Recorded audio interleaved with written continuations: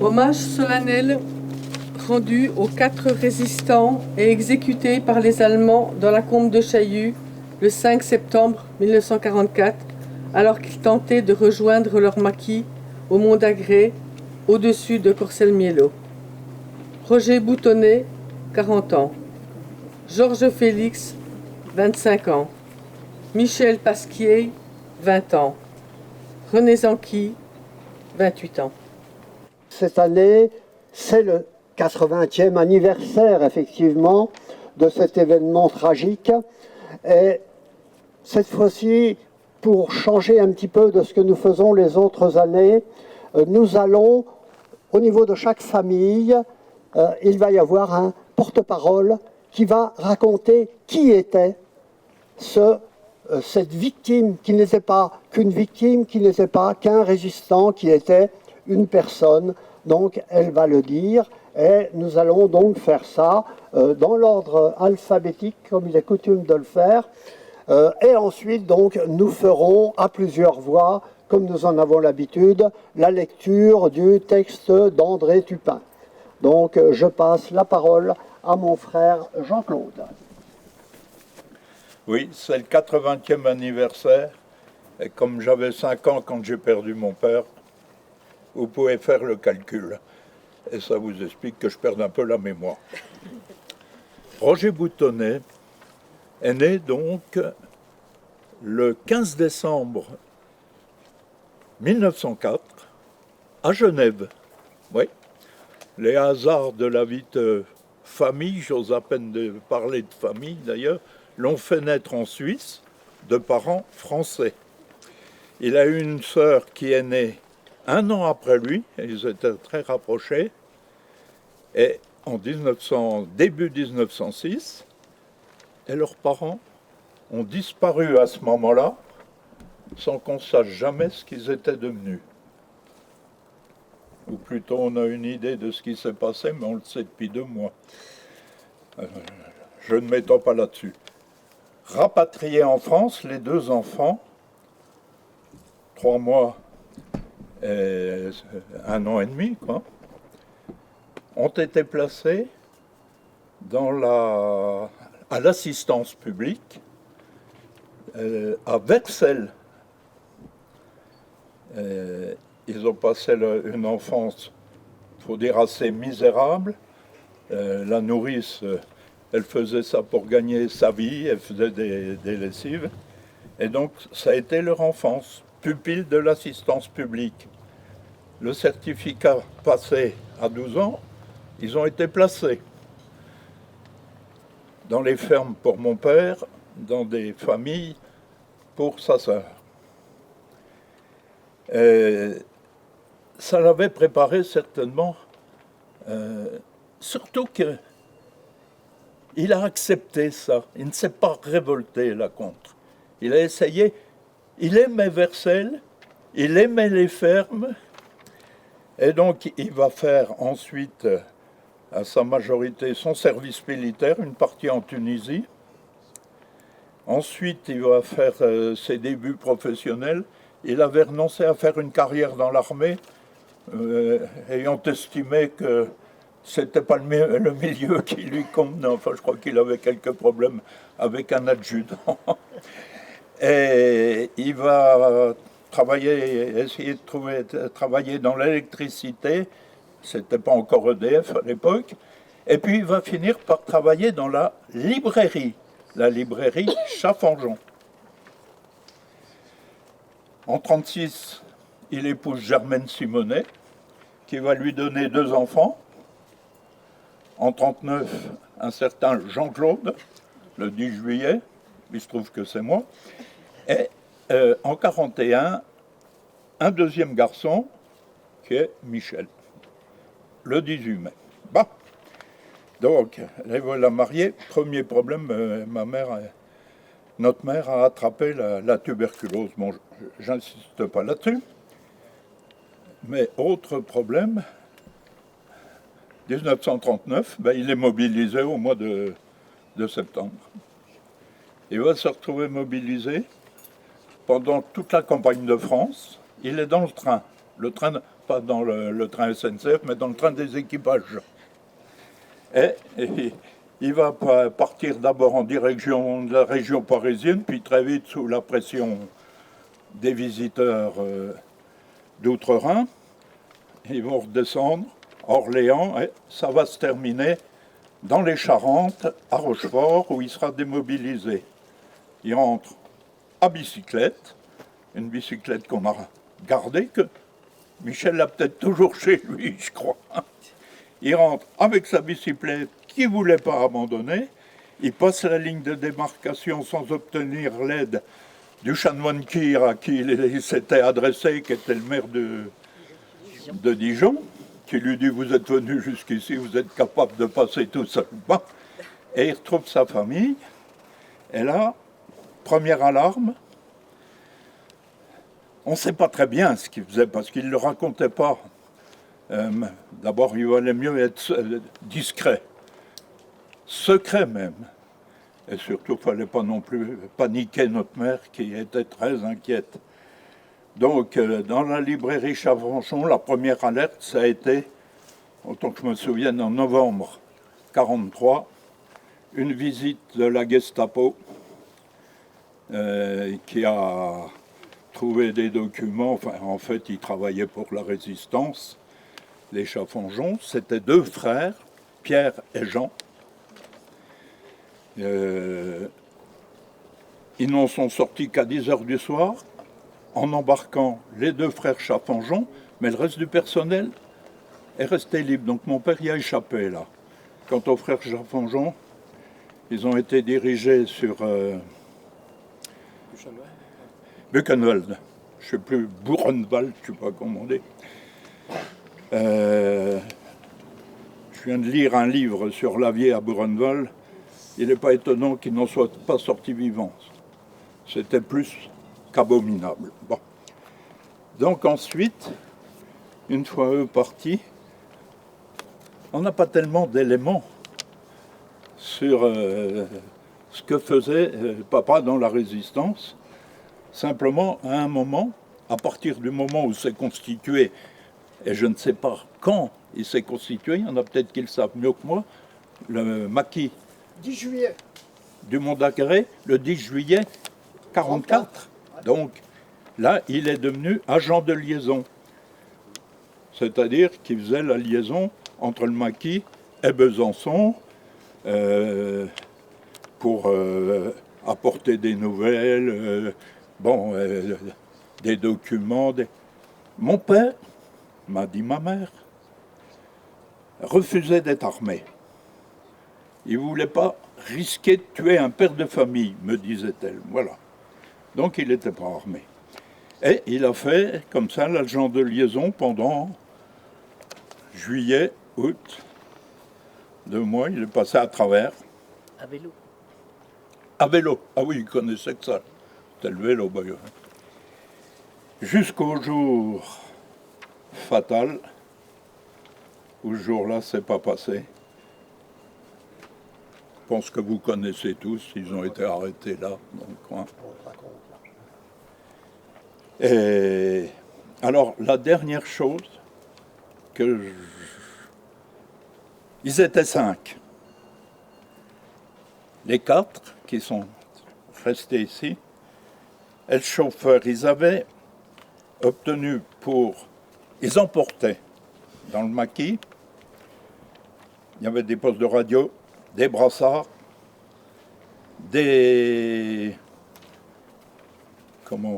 gabardines, pas des gabardines, des vestes, des semblants d'uniformes, si on veut dire. Le 5 septembre, les Américains étaient à la porte, on préparait le défilé de la victoire. Et donc,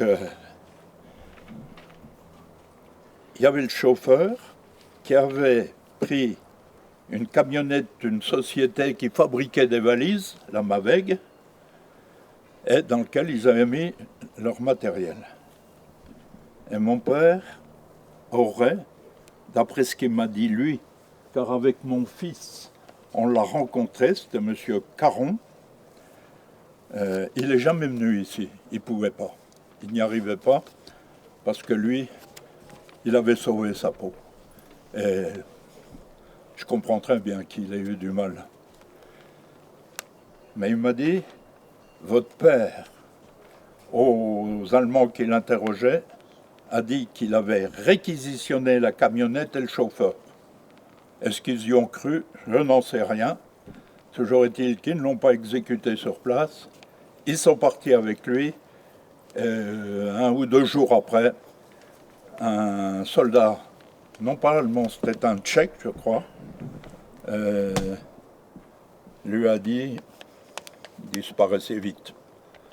Et il a sauvé sa peau. Voilà. Dernier détail que je trouve particulièrement choquant, tout ce qu'il avait comme bijoux sur lui, notamment son alliance, lui avait été pris, et à tous. Donc non seulement on avait affaire à des barbares, mais aussi à des voleurs. J'ai jamais oublié, on m'a proposé un jour une indemnisation, je l'ai refusé. Je veux garder ma haine toute fraîche. Je suis donc la descendante de Georges Félix et je suis l'enfant posthume. Donc à l'âge de 13 mois, j'ai été déménagée de Besançon et je suis été élevée dans la famille de ma mère. Et à l'âge de 7 ans, il y a eu une cérémonie avec la même chose qu'ici, et on m'a décorée à titre posthume de la croix de guerre et de la croix militaire. Donc je ne pouvais pas ignorer.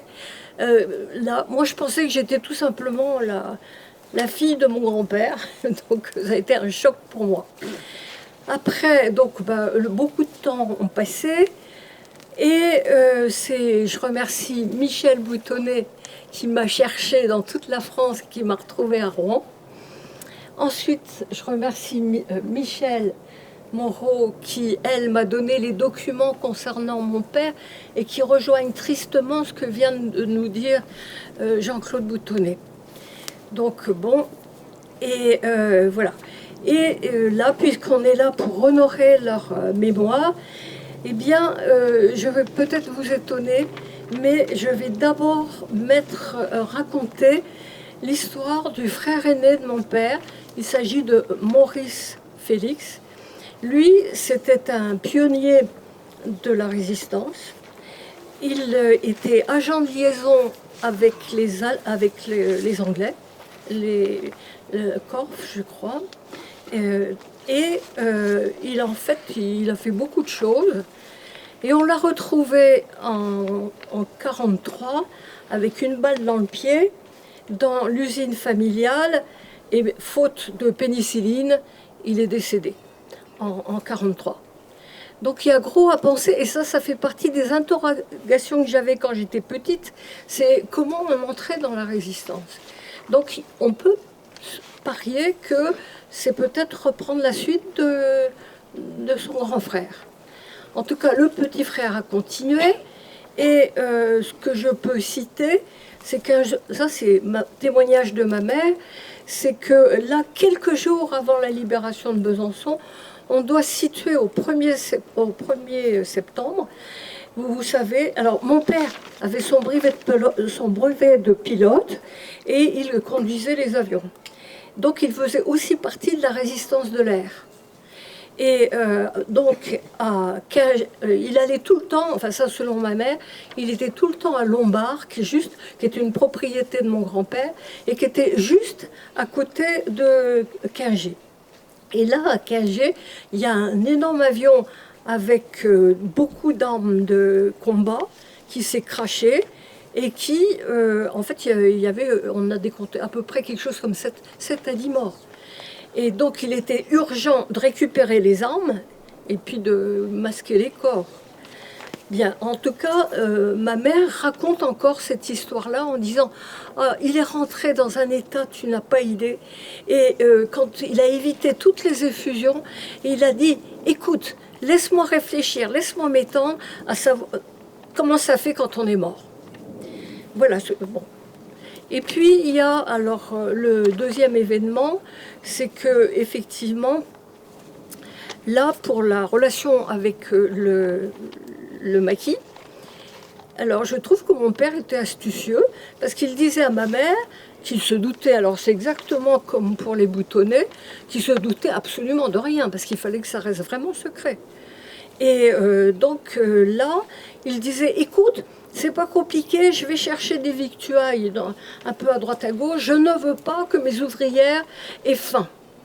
Bon, et voilà. Et donc il divisait entre les ouvrières et le maquis. Voilà.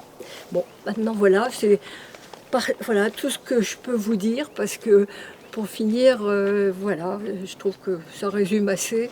En tout cas, tout ce qu'on peut dire, c'est qu'on est fiers d'eux. Alors Michel Pasquier, notre oncle. Alors notre oncle, nous avons ici mes cousines qui sont là, voilà. Notre oncle était le cadet de notre famille Pasquier qui habitait rue du Châneau. Il avait 3 sœurs, Michel, et son aîné, Henri, qui était donc notre père. Et pendant la guerre, notre père s'appelait Henri Porren. 20 ans, Michel avait déjà une âme de résistant. Il n'a pas hésité à rejoindre volontairement le maquis pour suivre les pas de son frère, déjà engagé, et de tous ceux dont le courage était sans bornes. 20 ans, Michel était étudiant ou avait été étudiant au lycée Julag. Et là, je fais un petit peu un aparté, parce que c'est l'an dernier, au lycée Julag, une professeure d'histoire avait fait travailler ses élèves sur les résistants de Chaillu. Et c'est ici, l'année dernière, que personnellement j'ai découvert que notre oncle avait fait ses études à Julag et que depuis très longtemps, une plaque était même installée dans le hall du lycée où il y avait aussi les noms des professeurs et de quelques élèves qui avaient été donc tués à ce moment-là. Ce 5 septembre 1944, il y a eu un voyage de trop. Michel était aussi agent de liaison, comme l'était donc le père des Boutonnais. Ils étaient ensemble et le 23e voyage, ils retournaient donc au Montagré. Et là, tout près de nous, il y avait des Allemands qui les ont arrêtés. Bien sûr, comme l'a dit déjà Jean-Claude, la camionnette avait pas mal de choses compromettantes. Monsieur Caron, j'ai oublié son prénom, a aussi, notre récit familial le dit aussi, qu'il a cherché à avoir la vie sauve, en fait, et en disant qu'il avait été réquisitionné. Voilà. Et en fait, j'ai retrouvé un écrit où mon père avait écrit en post-scriptum cela a été vérifié, véritablement. Il avait sauvé sa peau, mais comme l'a dit Jean... Comment? Ah, vous entendez pas bien? Enfin. Moi, ça va. Enfin voilà, celui-ci ne fut pas fusillé. Nous connaissons la suite de l'interrogatoire, la découverte par les Allemands d'objets compromettants. Oui. Je voulais dire aussi, par rapport à ce qu'a dit tout à l'heure Jean-Claude Boutonnet, on lui a volé donc à Roger sa bague de son alliance et à notre oncle Michel et à son père aussi, on lui a pris leurs chaussures. Ils avaient des chaussures de montagne et les chaussures avaient disparu aussi. Notre famille est restée très marquée par la mort de Michel. C'est au fil du temps que nous avons compris le sacrifice de Michel, j'insiste, résistants volontaires. Nos 4 résistants, oui, on peut le nommer, sont des héros. Continuons de les honorer comme nous le faisons aujourd'hui dans ce lieu symbolique. Je remercie entre autres Michel Boutonnet, qui est quand même celui qui systématiquement tous les ans maintient le lien entre nous tous et fait que souvent nous sommes très nombreux encore comme aujourd'hui. Que nos familles continuent à être présentes chaque année. Voilà.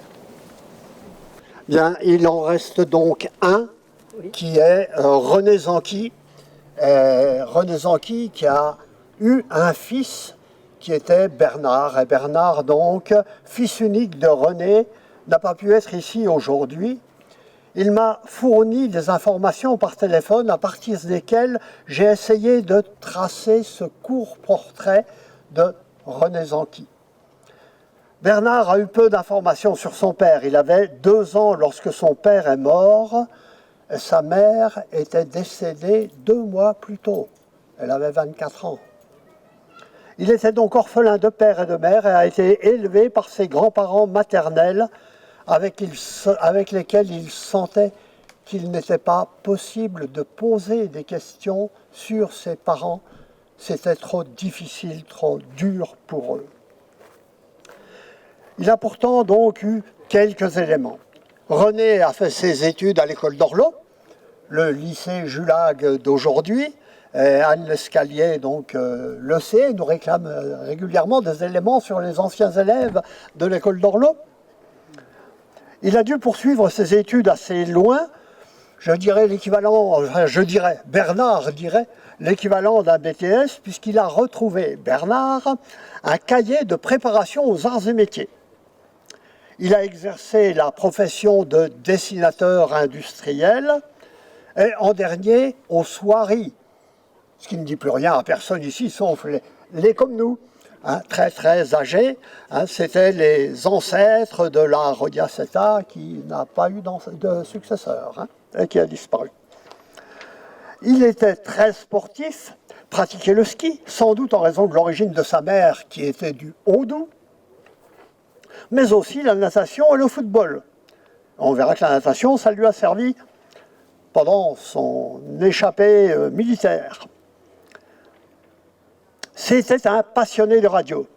Il a été mobilisé en 1939 et, évidemment, dans les transmissions, sans doute en raison de sa passion et de ses compétences en radio. Il a fait la drôle de guerre, comme Jean-Claude le rappelait tout à l'heure pour mon père, et il a abouti lui aussi dans le sud-ouest de la France, où il a été démobilisé, et d'où il est remonté à Besançon, donc en zone occupée, donc, comme mon père, il a fallu qu'il passe la ligne de démarcation. Et lui, grâce à ses capacités de nageur, il l'a passé en traversant la Saône à la nage. Bien entendu, comme pour la quasi-totalité des résistants, il n'y a pas de trace de son entrée en résistance, ni des raisons qui l'y ont conduit.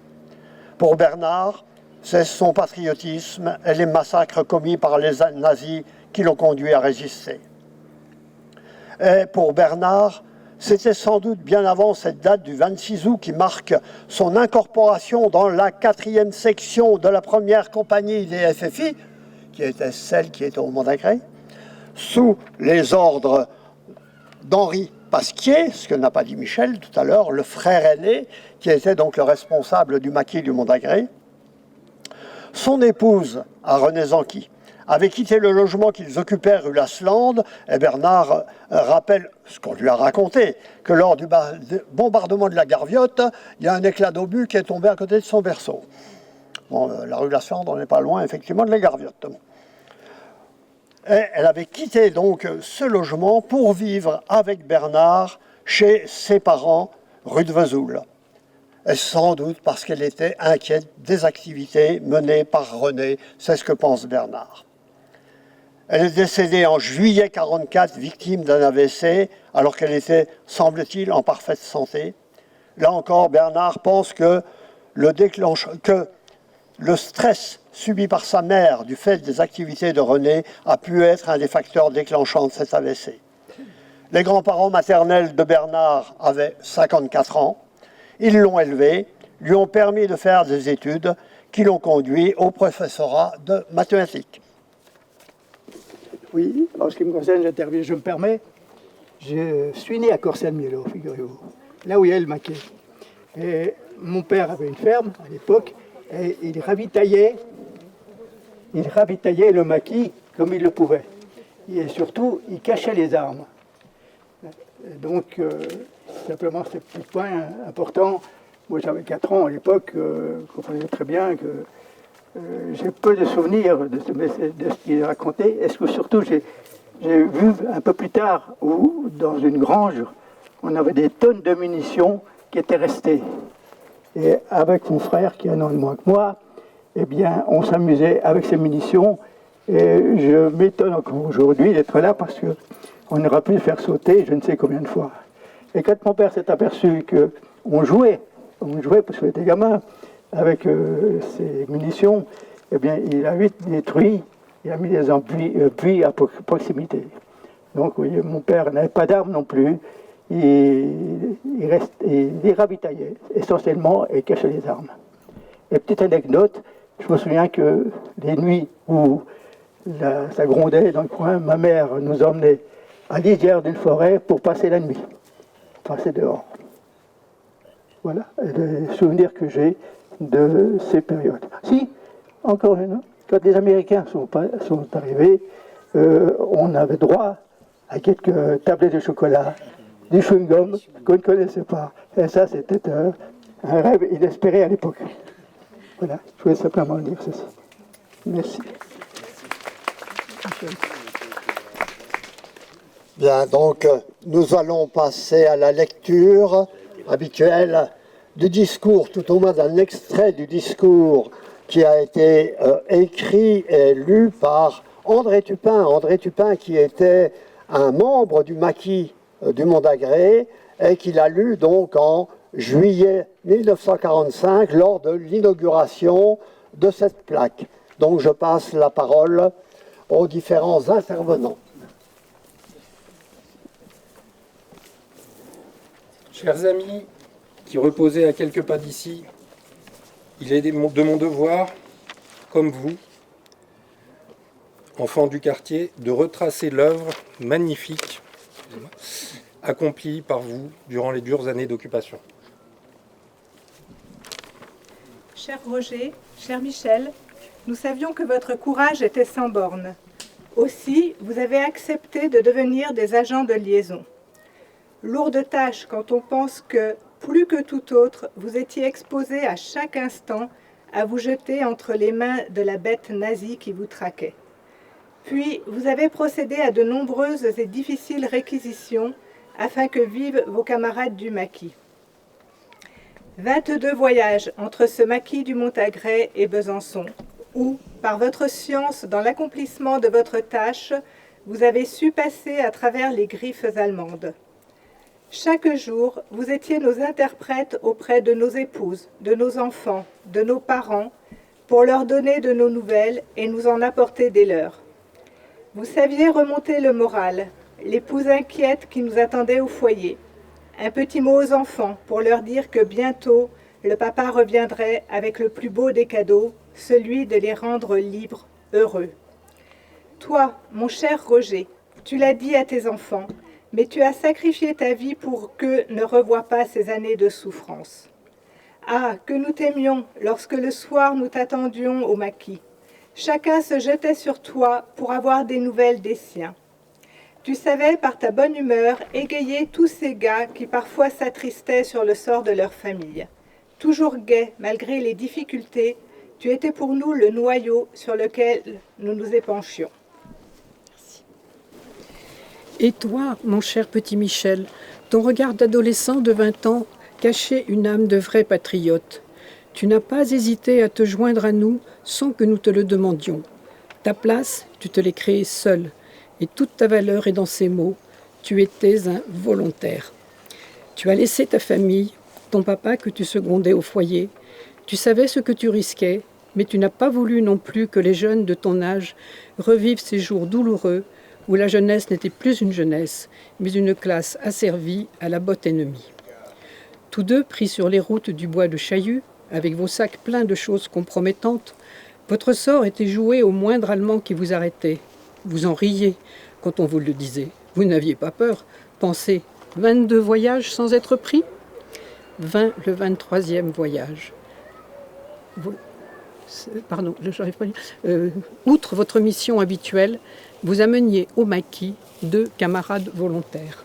Chers Anki, cher Félix, vous n'avez pas pu accomplir l'œuvre que vous vous étiez assignée, celle de détruire le Boche sur les routes de France.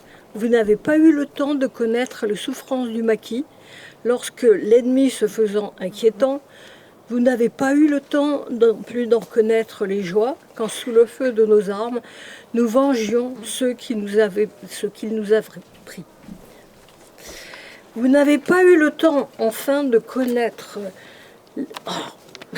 l'esprit maquisard qui régnait entre nous, où toutes les classes, toutes les religions, toutes les politiques fraternisaient en un seul but, celui de libérer nos frères, celui de sauver la France.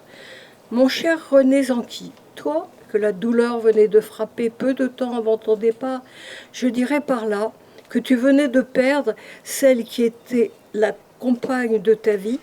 Tu nous laisses ton enfant qu'elle t'avait donné, tu voulais le rendre heureux sans maman. Toi, mon cher Georges Félix, ton enfant naquit après que tu eus accompli le grand sacrifice. Il n'a plus de papa, elle n'a plus de papa, mais elle sera fière plus tard de connaître le but que tu t'es tracé. Ce 23e voyage fut pour vous tous le jour où vous avez voulu montrer au pays jusqu'où allait votre sacrifice. Vous n'avez pas voulu nous laisser, vous avez voulu vous joindre à nous, car vous n'aviez pas encore accompli tout votre devoir. Ce jour-là, vous étiez lourdement compromis par une cargaison qui ne laissait pas supposer un instant quel était votre but. Malgré qu'il était impossible de traverser les barrages ennemis, vous avez tout tenté, mais en vain. Arrêté, puis sommairement jugé, nul ne saura jamais comment, vous n'avez pas voulu dire où vous alliez. Que chacun sache, par votre vie, que vous avez sauvé votre maquis et même toute notre compagnie. Par votre silence, dans les questions qui vous étaient posées, vous avez épargné la vie de près de 150 de vos camarades.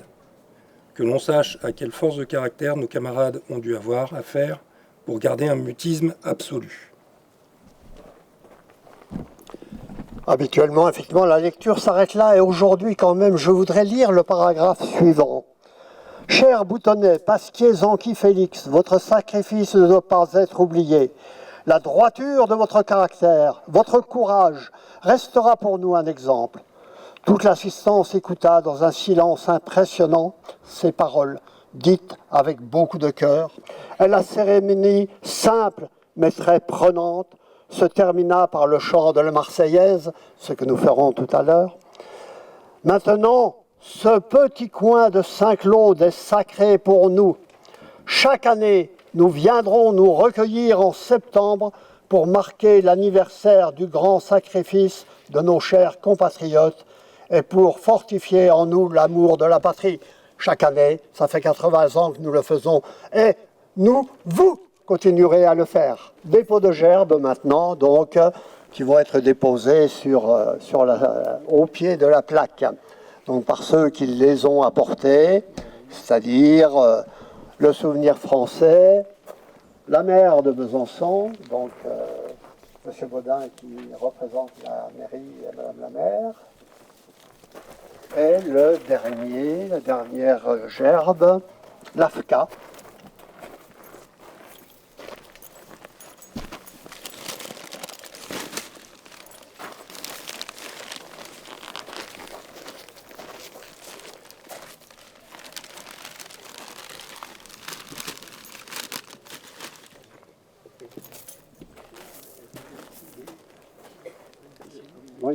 Non, il n'y a plus personne de la mairie de Besançon. Si.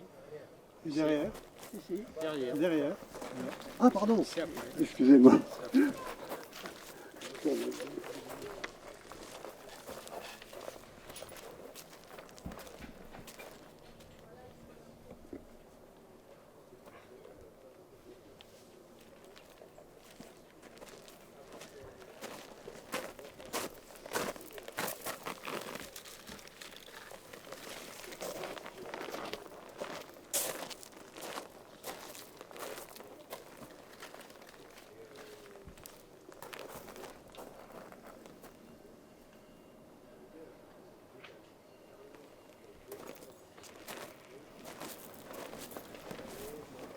Aux morts!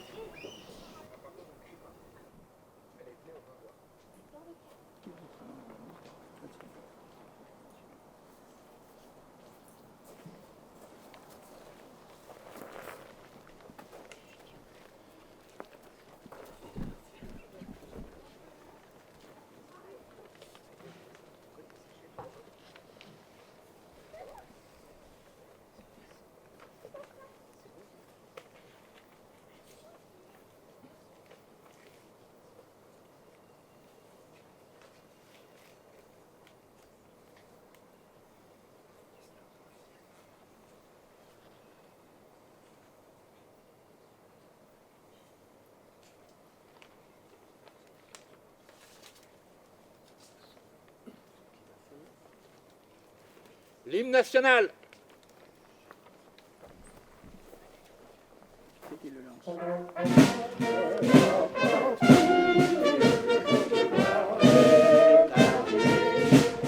Contre nous de la tyrannie, l'étendard sanglant élevé, l'étendard sanglant élevé.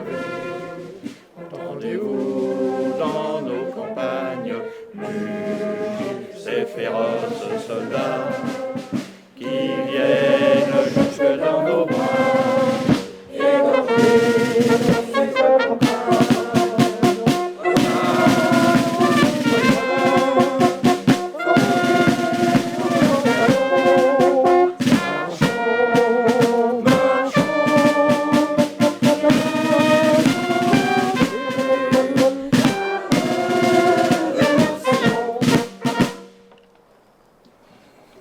Poursuivons, terminons avec le chant des partisans, donc que nous allons chanter intégralement.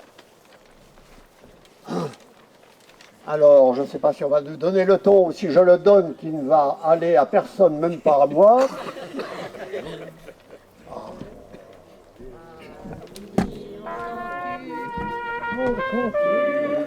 La loi des corbeaux sur nos plaines. Amis, entends-tu les cris sourds du pays qu'on enchaîne? Oh, et partisans, ouvriers et paysans, c'est l'alarme. Ce soir, l'ennemi connaîtra le prix du sang et des larmes. Montez de la mine, descendez des collines, camarades. Sortez de la paille les fusils à mitraille, les grenades. Oh, et franc tueur à la balle et au couteau, tu évites. Oh, et saboteur, attention à ton fardeau dynamite. C'est nous qui brisons les barreaux des prisons pour nos frères. La haine à nos trous, c'est la faim qui nous pousse la misère. Il y a des pays où les gens au creux des lits font des rêves. Ici, nous vois-tu, nous on marche et nous on tue, nous on crève. Ici, chacun sait ce qu'il veut, ce qu'il fait quand il passe. Ami, si tu tombes, Ami, sors de l'ombre à ta place. Demain,